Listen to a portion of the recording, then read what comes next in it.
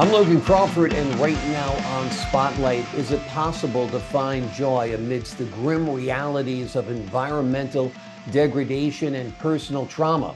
Roger S. Gottlieb, the award-winning author and environmental philosopher, grapples with this profound question in his riveting novel, The Sacrifice Zone. We're delighted to have Roger join us here today on Spotlight. We thank the folks at Atticus Publishing for helping us put him in the spotlight today. And we ask viewers like you to support writers like him by subscribing to our channel. Roger, thanks so much for being our guest today on Spotlight.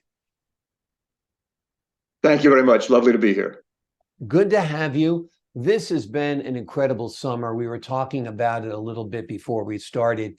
You're up in Vermont right now, which is, deluged with flooding. There's been smoke coming down throughout the Northeast from Canada. We've had unbearably hot days and humid days. The south of the United States is on fire right now. It's so hot. So this could be the new normal, you say, right? Yes. What's so hard to fathom, hard to grapple with, or at least two things. One is, how can we look at the reality of this? Because a lot of people deny, avoid, deflect, distract. We've become a civilization that's just wonderful of distractions. Just pick up your cell phone and you're gone for another 4 hours. And if you get past the denial, avoidance, then you enter into a condition of really quite serious environmental grief. What have we done? What are we losing? Every living being in the planet pretty much has plastic. You have plastic in your body. I have. Yeah. Every child has plastic in their body. Soon there'll be more plastic in the ocean than fish. On and on. I can go on like this forever, right? That's why people don't invite me to cocktail parties, right? I'm a bummer. But that's the reality of it. And so how can you live a life with any joy, with any satisfaction? How can you not be consumed with rage at what's going on and with grief over what we've lost? So that's the major theme of the novel. And the other theme is, in a way related, I bring it out in a subtle way in the novels, is the problem of opiate addiction. A family there is destroyed by opiate addiction. And the only way that the younger sister can get any kind of life for herself is to retreat into Buddhist meditation. So her heart becomes a sacrifice zone. She stops feeling anything, which is certainly one version of Buddhism. It's not the only version, but it's one version. So she stops feeling anything, and it's only through a variety of experiences that she comes back to life. And the crossover then is that, on the one hand, the environmental crisis is a product of greed, power, luxury, but it's also a form of addiction. We are terrified to give up the life of pickup trucks and incredible air conditioning and heating and all the sheer quantity of plastic, which, as a footnote, that's where fossil fuel companies are putting their investments now, into plastic, because they know that fossil fuel is going to go down, but plastics will go on forever. So it's not just that people are greedy and power hungry, it's also that there's a kind of sickness, so that the very rich, who control most of this, like the poor, a lot of us, can't give it up, just like the heroin addict can't give it up. And so is there a way to find ourselves beyond making our heart a sacrifice zone? Which is, by the way, it's a technical term.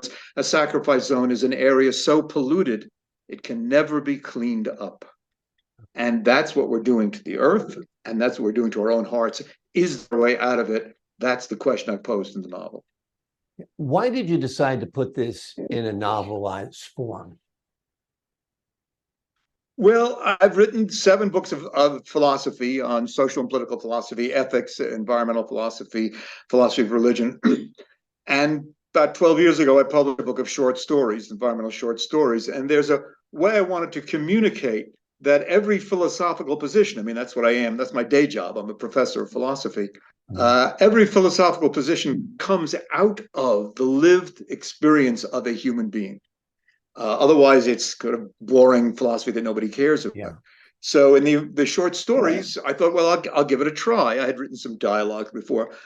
To my surprise, the short story book won a fiction prize. So then I got the chutzpah, the nerve to try my try my hand at a novel. And I'm a great reader of fiction, and it's not totally unusual for philosophers like Jean-Paul Sartre, like Albert Camus, to write novels, and it's not totally unusual for great novelists like Dostoevsky to put very concentrated philosophical content in their novels. So the crossover between fiction and philosophy is frequently moved. And I wanted people to get a sense, and the leading character in the Sacrifice Zone, or one of the two leading characters, I wanted to say, what would an environmental saint look like?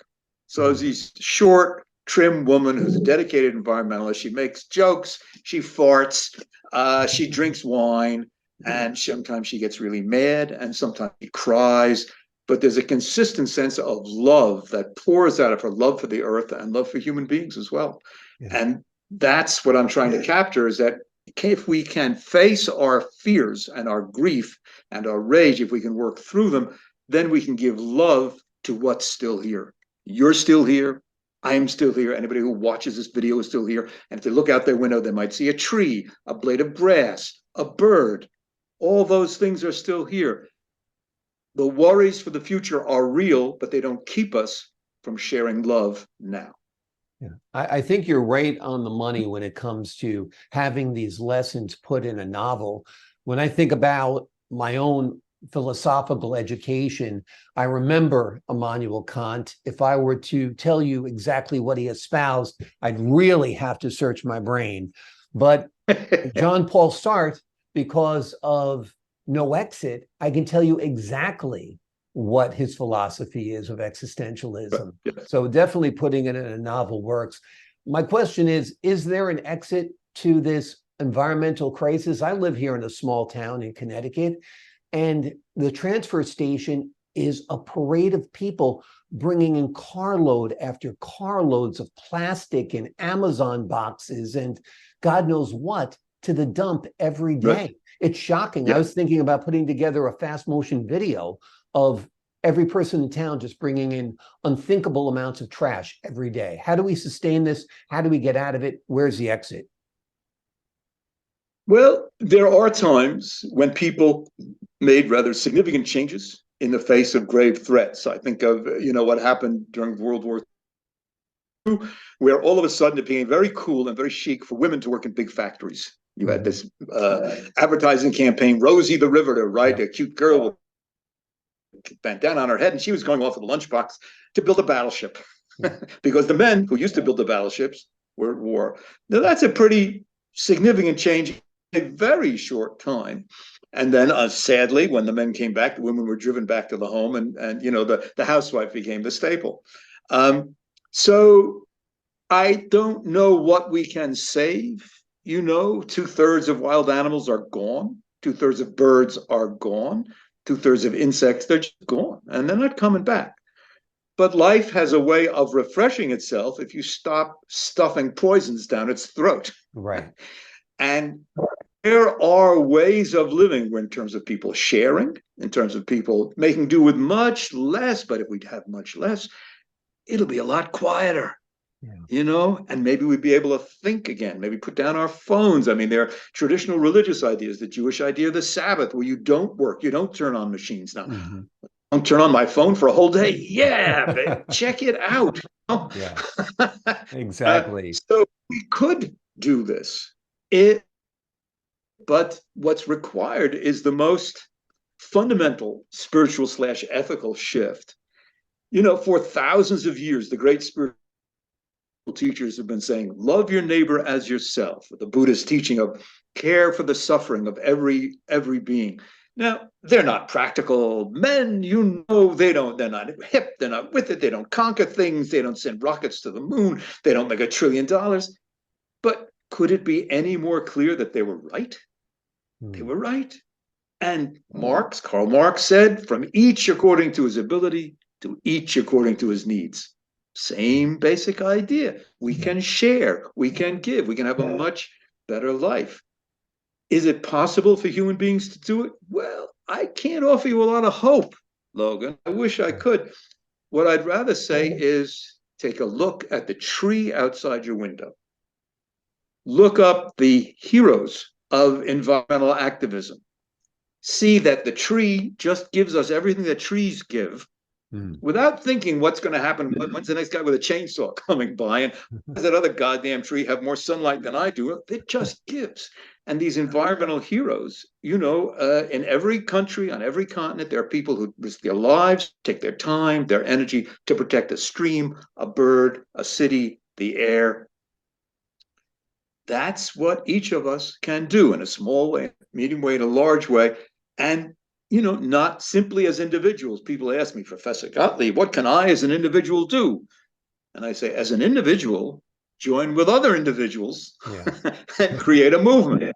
And wherever you are, whether it's a church group or a local civic organization or a union or a group of professionals or the Sierra Club or the National Resource Defense Council, find something to do. And then the fear and the grief are mitigated by resistance.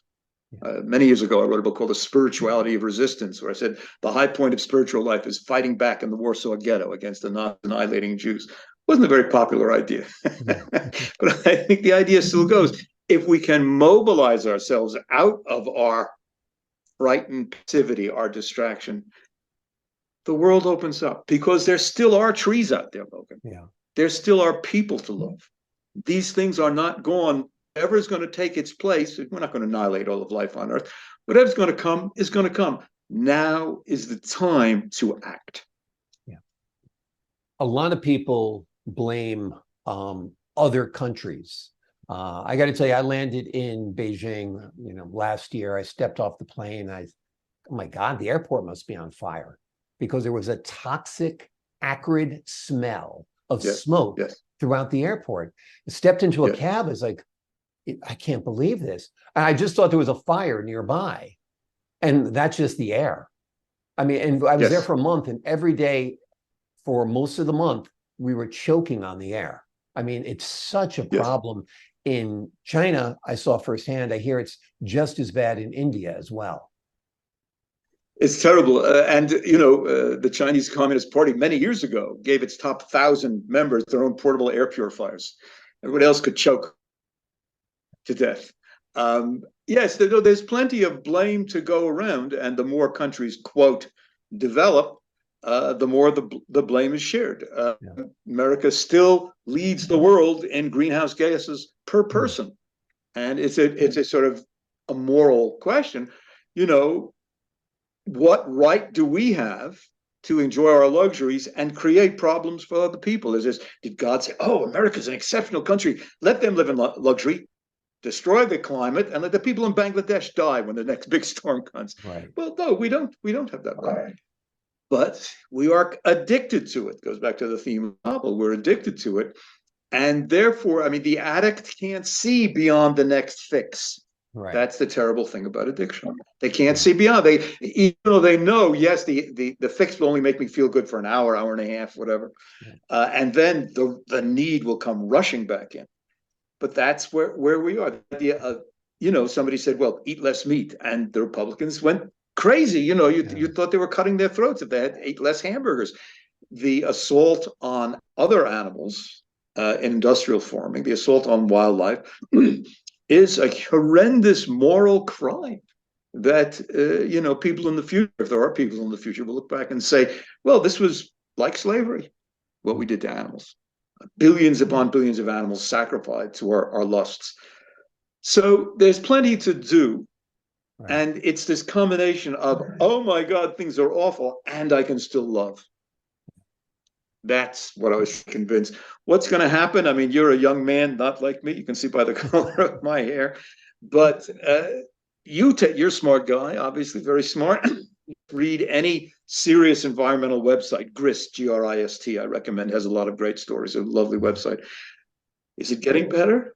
No, it's not. And that's what's, and I did my first work intellectually on environmental issues in the early 1990s with a book called This Sacred Earth. Hasn't gotten better. There's still people denying, still people avoiding. I don't know what it would take. I know each of us can try to do something now, wherever we are. Exactly. Walk instead of drive. Go to the store rather than order from Amazon. I mean, I'm appalled every time I get, a bottle of vitamins wrapped in another box, wrapped in plastic, wrapped in a big brown box. I mean, it's nuts. Right. Something's got to be done, and nobody talks about the problem with Amazon, and it's a huge problem.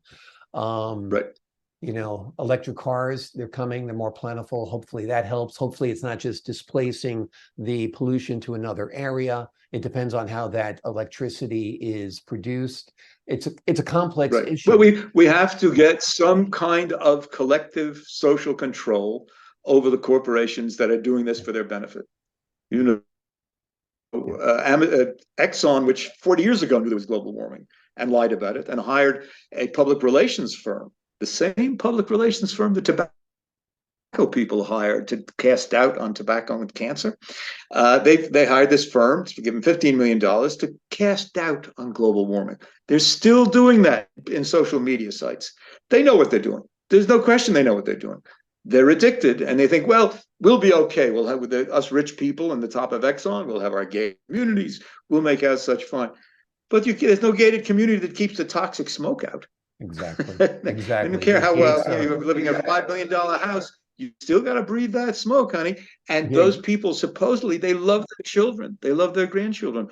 What kind of world do they think they're leaving for them? So we need some kind of collective control based in an engaged citizens movement.